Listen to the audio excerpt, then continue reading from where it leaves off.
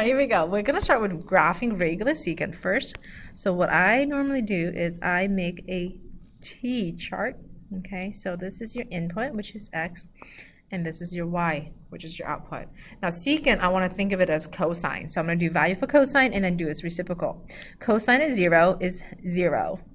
No, I lied. Cosine of 0 is 1. The reciprocal of 1 is still 1. Okay, so cosine of 0 is 1. Reciprocal of cosine, which is secant, is still 1. Cosine of pi over 2, which is 0. So secant is going to be undefined. Cosine of pi is -1, so reciprocal is still -1.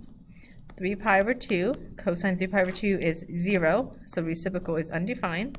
And your last input is going to be cosine of 2 pi, which is 1, and reciprocal is 1.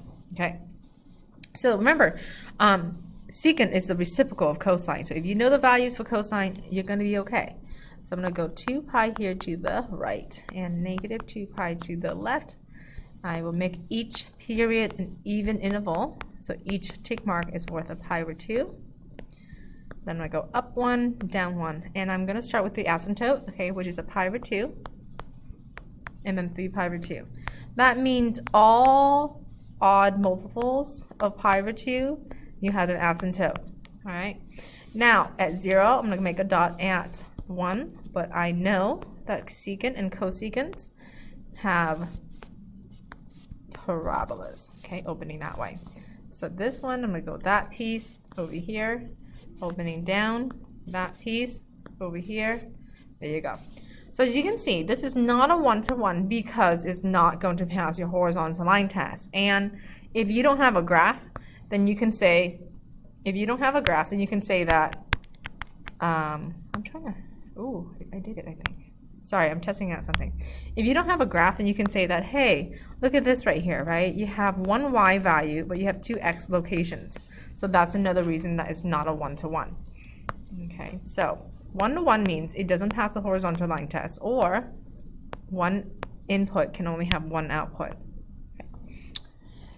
Okay, part 1, it's y equals secant of x in 1-to-1. The answer is no. Because your answer is no, we have to restrict its domain. Okay, so as you can see, if I restrict it from -pi over 2 to pi over 2, it's not a one-to-one. So reject that idea. I'm going to restrict it from 0 to pi. That's better, right? Because this is half of a parabola, and then this is the other half, but it opens the other way. So as you can see right now, that's definitely 1-to-1. So we need to restrict it so it can be 1-to-1. Well, we're going to restrict it inclusive, 0 all the way to pi. But as you can see, there's an asymptote in the middle, so x can never ever be pi over 2. Now another way of writing that is interval notation. 0 to pi over 2, take a break, pi over 2, all the way to pi.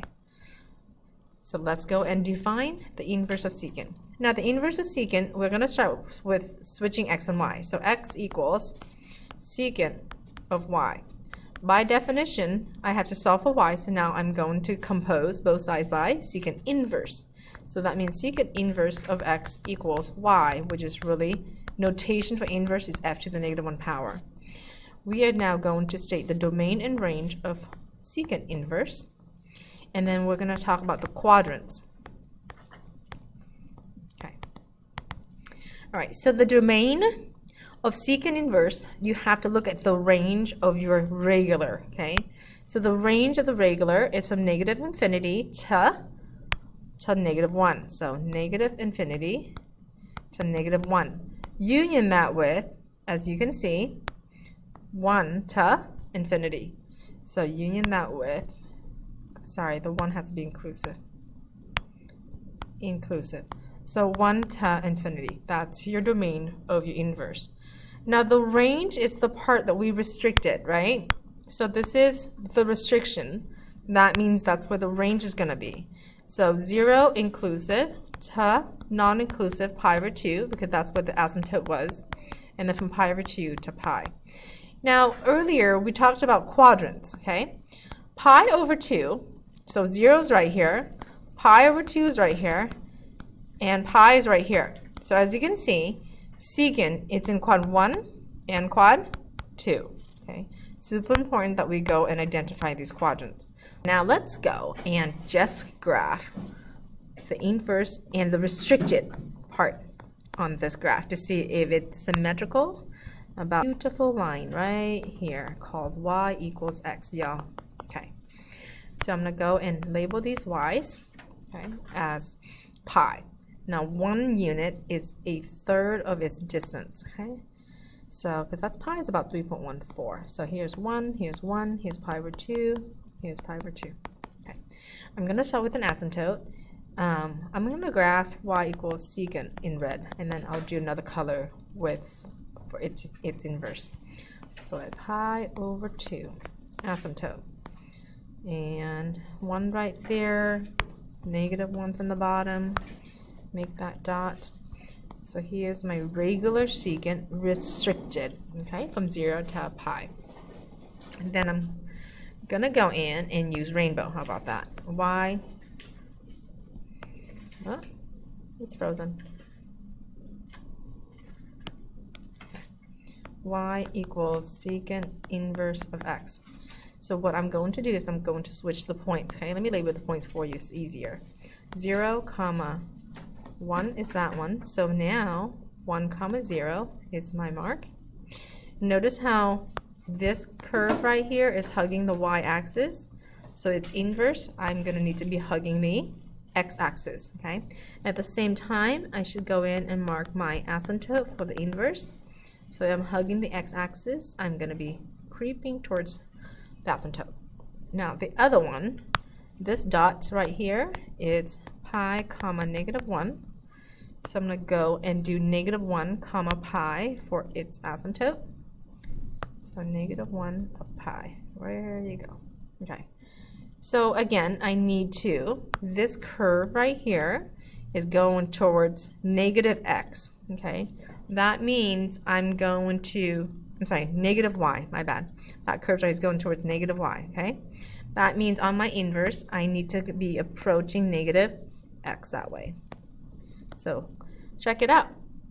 It totally is reflected over the line y equals x, right? This piece is reflecting with that piece, and then this piece is reflecting with that piece. So as you can see, okay, those are inverses of one another. Our final function in the inverse of trig is going to be the cotangent. Similarly to the other ones, let's start graphing out the regular cotangent first so you guys have an idea of what the regular one looks like. Just like tangent, cotangent also has a period of just 1 pi. So we are going to graph 1 period to the right and 1 period to the left. And each period, we are going to break this down to 4 equal parts, okay?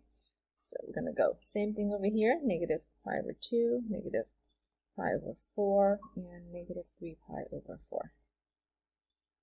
Now I do expect you to know the main values, x and y, of a function such as cotangent. All of the trig functions, I do want you to know really well what the main values are, so whenever we need to graph, you can bust that out pretty quickly. So for this particular example, I will work this out with you. Well, cotangent, as you know already, it's going to be y divided by x, which is the reciprocal of tangent. Tangent is y divided by cotangent is x divided by y, which is the reciprocal of tangent, which is y divided by x. So when x is 0 radians, it's going to give us an undefined value because at 0, x is 1 and y is 0. 1 divided by 0, that's not possible. Then we're just going to pick out the key values, pi over 4, pi over 2. I'm going to extend this line a little bit. Then we're going to go 3 pi over 4, and our last value will be pi. So at pi over 4, I love pi over 4. I love pi over 4 for all trig functions because, you know, cosine and sine will be exactly the same, and then cotangent and tangent will be exactly the same, and cosecant and secant will be exactly the same. That's why I love multiple pi over 4. Now pi over 2, cotangent is going to be 0 because 0 divided by 1 is going to be 0. Then it's going to be -1, and then we're back to undefined. So we have two undefined values here. I'm just going to use those as my tick marks. Pi. We have another pi. We know it's symmetrical, so looks like I'm just going to make asymptotes at every multiple of pi. Okay. And pi over 4, I'm going up at 1. Let me make one tick mark up here and one tick mark down here. So pi over 4 is 1, pi over 2 is 0, and 3 pi over 4 is -1. So it will look just like this. And if you have that one graph, we can just repeat ourselves because trig is periodic. That means it keeps repeating itself. Okay. Alright, so here's what a regular cotangent function looks like over two full periods.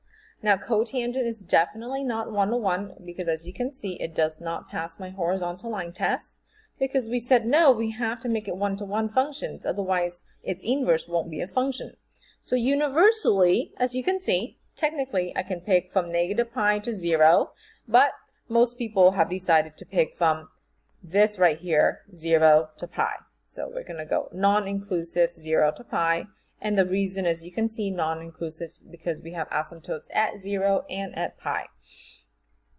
So now let's move on to the definition of cotangent. Similarly, right, we will define the definition of a cotangent inverse using the regular y equals cotangent of x. Now, its inverse, all we do is really switching x for y and y for x. So technically, that's your inverse function. But we don't like to have a lot of x equals, so we go in and compose both sides with cotangent inverse to solve for y. And when we do that, we now have cotangent inverse of x. This is your equation for cotangent inverse.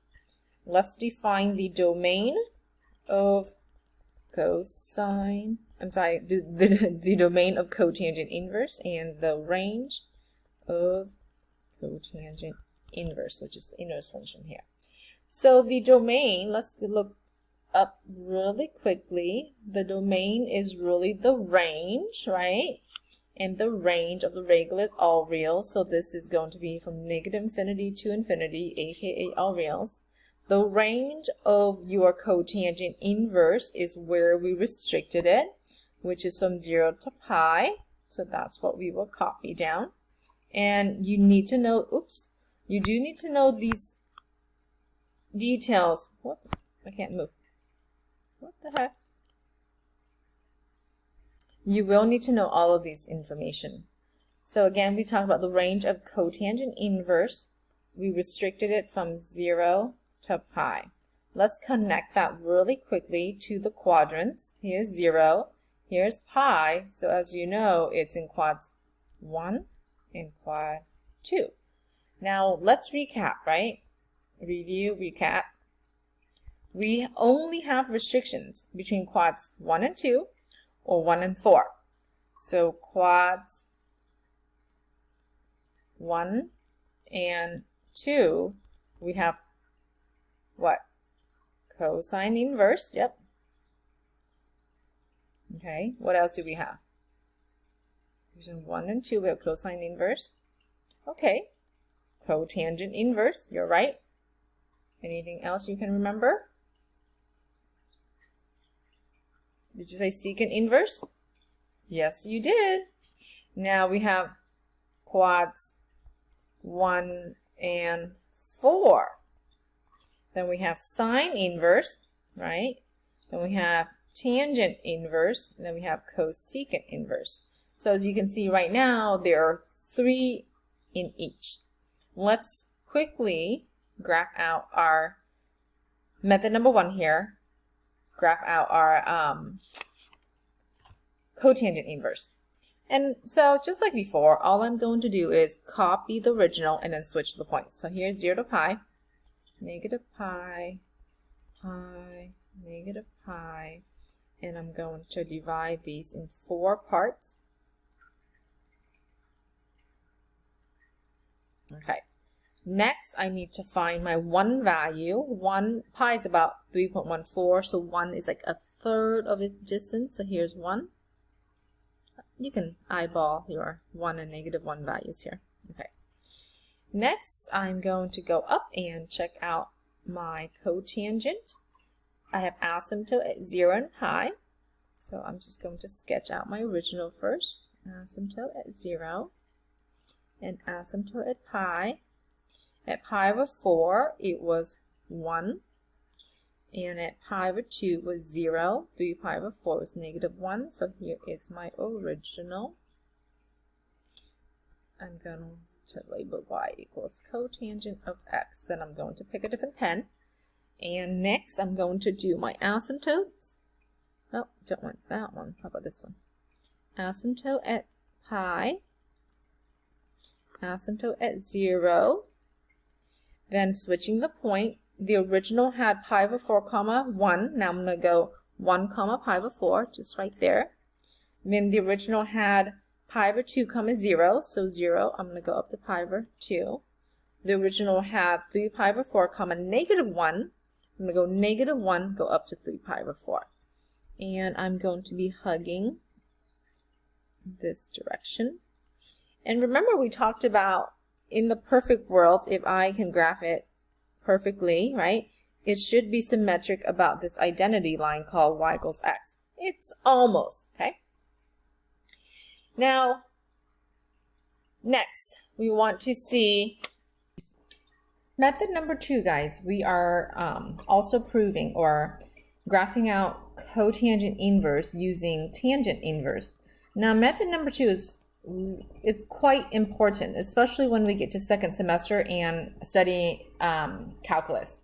So tangent inverse, if you guys remember, we had an asymptote at -pi over 2 and an asymptote at a positive pi over 2.